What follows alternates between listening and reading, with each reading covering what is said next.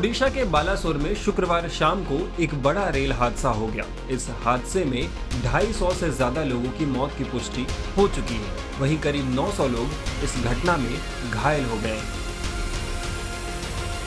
लेकिन 3 ट्रेनों के बीच ये दर्दनाक हादसा कैसे हुआ, इसे लेकर अब शुरुआती जांच रिपोर्ट सामने आ गई है। इसे रेलवे के वरिष्ठ अधिकारियों ने तैयार की है। इस रिपोर्ट में हादसे के पीछे सिग्नल से जुड़ी गलतियों की बात कही जा रही है। रिपोर्ट में बताया गया, सावधानी पूर्वक जांच के बाद हम इस नतीजे पर पहुंचे हैं कि अप मेन लाइन पर 12841 कोरोमंडल एक्सप्रेस के लिए पहले तो सिग्नल दे दिया गया, फिर उसे बंद कर दिया गया। लेकिन तब तक वो ट्रेन अप लूप लाइन में घुस चुकी थी। फिर वो अप लूप लाइन में पहले से खड़ी मालगाड़ी से जाकर टकरा गई और फिर डीरेल हो गई।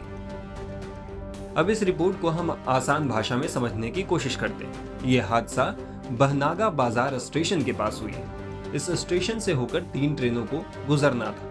रिपोर्ट में बताया गया है कि बहनागा बाजार स्टेशन से 12841 कोरोमंडल एक्सप्रेस को पास होना था। जब ये ट्रेन बहनागा बाजार स्टेशन के पास पहुंची तो इस ट्रेन के ड्राइवर को थ्रू लाइन का ग्रीन सिग्नल मिल गया।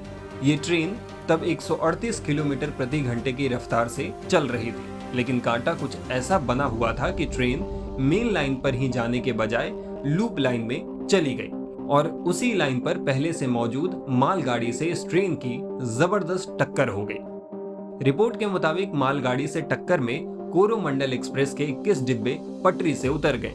इनमें से कुछ डिब्बे तो पलट गए, कुछ डिब्बे अब मेन लाइन पर चले गए, कुछ डिब्बे मालगाड़ी पर चढ़ गए और कुछ डिब्बे डाउन मेन लाइन की तरफ भी चले गए। हादसे के बाद वहां अफरा तफरी मच गई।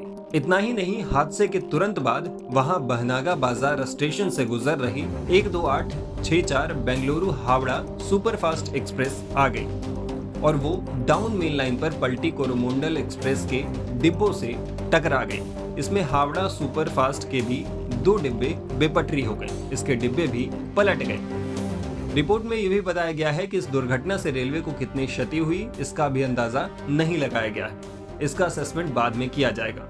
फिलहाल रेलवे का ध्यान राहत और बचाव कार्यों पर है। हालांकि हादसे की वजह को लेकर केंद्रीय मंत्री धर्मेंद्र प्रधान का भी एक बयान सामने आया है। इसमें उन्होंने तकनीकी कारणों को हादसे की वजह बताई है।